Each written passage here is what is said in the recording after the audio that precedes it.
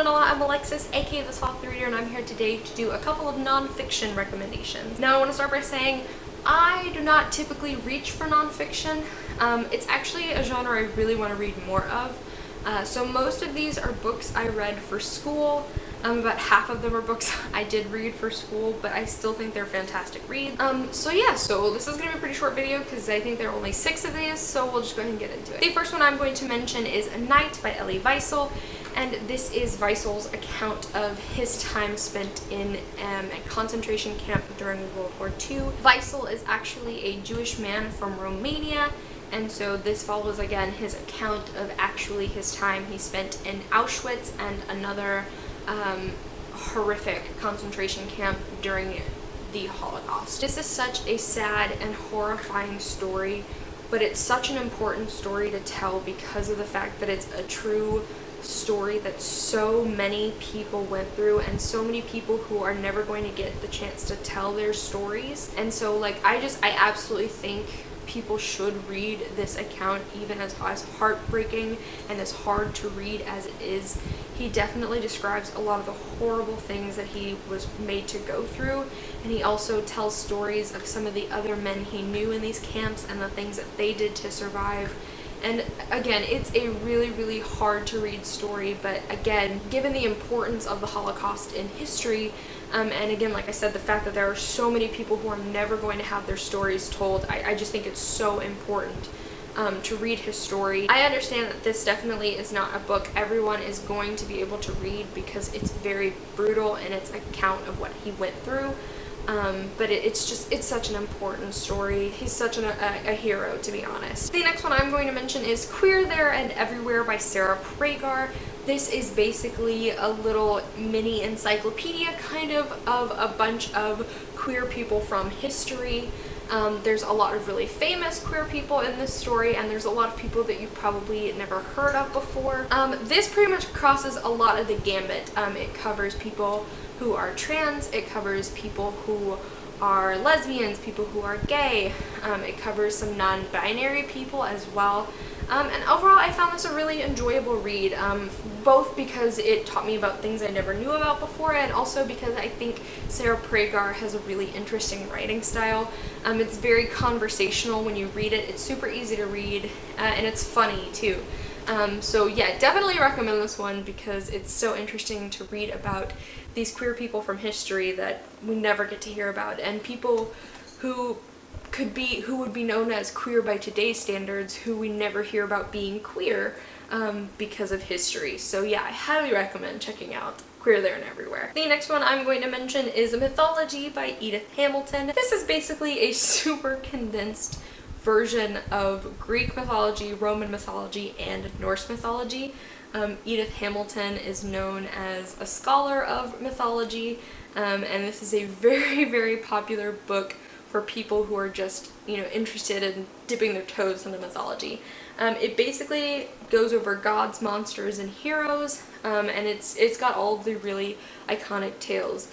The Argo and the story of Ragnarok for the Norse. I have absolutely always loved mythology, and this is just such a neat little reference point if you are someone who enjoys mythology. Highly recommend checking this one out. The next one I'm going to mention is The Woman with the Worm in Her Head and Other True Stories of Infectious Diseases by Dr. Pamela Nagami. This is basically Dr. Nagami's account of several cases she's had with infectious diseases. So there are stories of people who have parasites, a woman who has a worm in her head.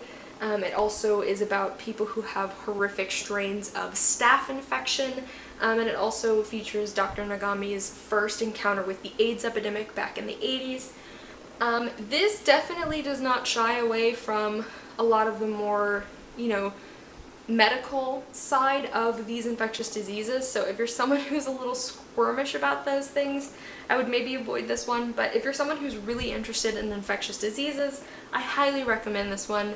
It's really easy to read, it's not bogged down in medical lingo, and also it's just really, really fascinating to get a first-hand account from a doctor experiencing patients with all of these different infectious diseases. The next one I'm going to mention is Disposable People, New Slavery in the Global Economy by Kevin Bales. This is another one I read for school when I took my modern slavery human trafficking class. Kevin Bales is a leading expert in this subject in analyzing modern slavery and working to prevent modern slavery and human trafficking. So Disposable People is a book about slavery in the modern world all across the globe. He goes basically continent by continent, and he talks about the different forms of slavery in these countries and how they are operated, you know, how these people get sucked into slavery, what causes them to be introduced into slavery, and it also talks about the political, social, and economic factors that lead to slavery being prevalent in these countries. Kevin Bales actually does have an entire book just on modern slavery and human trafficking in the United States, which is called The Slave Next Door, if you are interested in that one. Disposable People focuses on the globe as a whole, so it talks about, again, the different types of slavery that exist.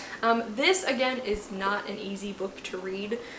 This is a book that includes a lot of true stories of people who have undergone these different types of slavery, but this book is so educational. This book highlights a lot of things that go on every day across the globe that most people don't even think about, and it's honestly, it's everywhere. He covers places in Europe where we see examples of slavery, the Middle East, Africa, South America, Asia, and again, he has an entire book just on human trafficking and slavery in America. So yes, again, not a book that's going to be for everyone, but honestly, this is such an important book, and this is such a topic that isn't widely discussed, but it's so important for so many people who live in this world. So if this is something you want to learn more about, even in an event to try and help, this is a great resource to start with. The last one I'm going to mention is a lot lighter of a note, and I honestly couldn't not put this one on the list, considering it was one of my favorite books of last year, and that is Hamilton the Revolution by Lin-Manuel Miranda and Jeremy McCarter.